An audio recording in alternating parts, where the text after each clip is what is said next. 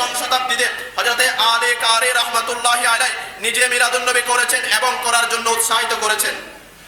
একাদশ শতাব্দীতে হযরতে আব্দুল হক মুহাদ্দিসে দেহলভী রাহমাতুল্লাহি আলাইহি এবং মুজাদ্দিদে আল ফিসানি রাহমাতুল্লাহি আলাইহি দুইজন সংস্কারক একইভাবে মিলাদুন নবী করেছেন, করার জন্য উৎসাহিত করেছেন। সর্বপ্রথম নবীজির জন্মের ব্যাপারে যিনি আলোচনা করেছেন তিনি হলেন রব্বুল আলামিন। এরপরে আপনি যদি বলতে যান সাহাবায়ে কেরাম কি মিলাদুন নবী করেছেন, সাহাবীদের আমলে কি মিলাদুন নবী হয়েছেন, আইম্মায়ে কেরামের যুগে কি মিলাদুন নবী হয়েছে, তার প্রমাণ আমি কোট করে নিয়ে এসেছি। হযরতে ইসলামী জাহানের প্রথম খলিফা হযরতে আবু বকর সিদ্দিক রাদিয়াল্লাহু তাআলা আনহু বর্ণনা করেন। জুমার আলোচনা বিদে আমি সংক্ষেপে বলবো।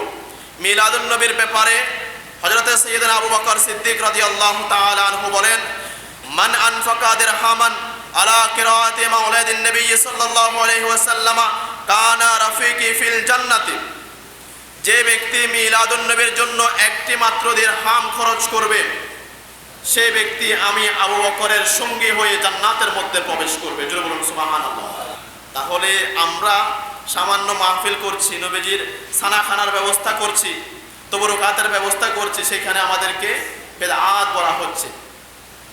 পেয়ারায়ে হাজরিন, এগুলো বেদাত নয়। মিলাদুন নবী এটা ঈমানের একটি অন্যতম বহিঃপ্রকাশ।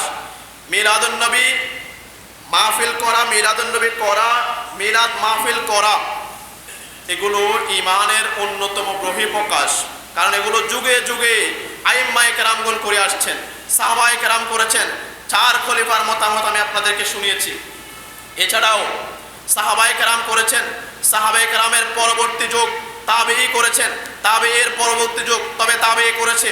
এরপর যুগের শ্রেষ্ঠ মুহাদ্দিস মুহাক্কিকগণও একইভাবে মিলাদুন নবী করতে বলেছেন, নিজেরাও করেছেন।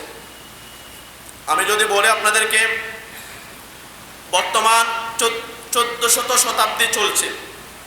নবীজির প্রথম শতাব্দী থেকে যদি আমি হিসাব করতে যাই, প্রত্যেকটা শতাব্দীতে যে ইমামগণ জমহুর উলামায়ে কেরাম ছিলেন, ওই প্রত্যেক উলামায়ে কেরামও মিলাদুন নবী করেছেন এবং ওনার প্রত্যেকটা ভক্ত মুরিদদেরকেও মিলাদুন নবী করার জন্য উৎসাহিত করেছেন। যদি আমি প্রথম শতাব্দীর দিকে যাই, প্রথম শতাব্দীতে হযরতে ওমর ইবনে আব্দুল আজিজ রাদিয়াল্লাহু তাআলা আনহু উনি মিলাদুন নবী করেছেন এবং করতে বলেছেন।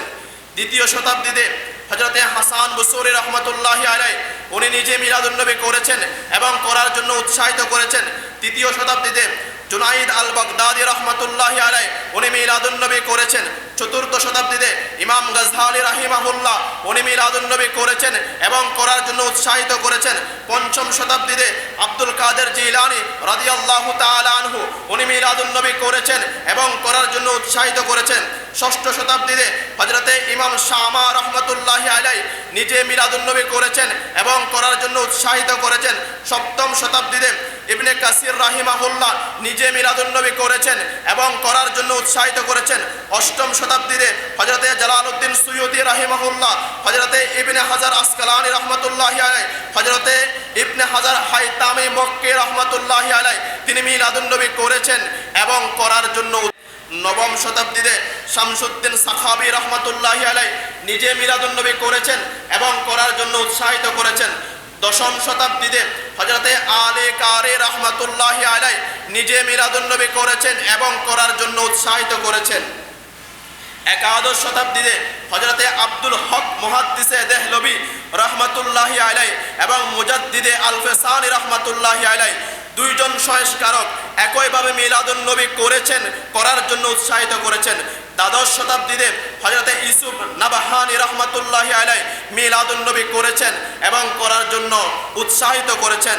ত্রয়োদশ এবং চতুর্দশ শতাব্দীতে হযরতে ইমাম ইশকে মোহাম্মদ ইমাম আহমদ রেজা খা ফাজিলে বেরলভী রাহমাতুল্লাহি আলাইহি নিজে মিলাদুন নবী করেছেন এবং করার জন্য উৎসাহিত করেছেন। জোরে বলুন সুবহানাল্লাহ। পেয়ারায়ে হাজরিন, ওনারা যাদের নাম আমি বললাম প্রত্যেকটা শতাব্দীতে এনারা সংস্কারক হিসেবে ছিলেন, ইমাম হিসেবে ছিলেন, জমহুর উলামায়ে কেরাম হিসেবে ছিলেন। ওনারা নিজে শুধু মিলাদুন নবী করেছেন তাই নয়, ওনার বক্তমরিকদেরকে মিলাদুন নবী করতে বলেছেন এবং কেউ কেউ কিতাবের মধ্যেও লিখেছেন মিলাদুন নবীর ফাজাইলের ব্যাপারে। জোরে বলুন সুবহানাল্লাহ।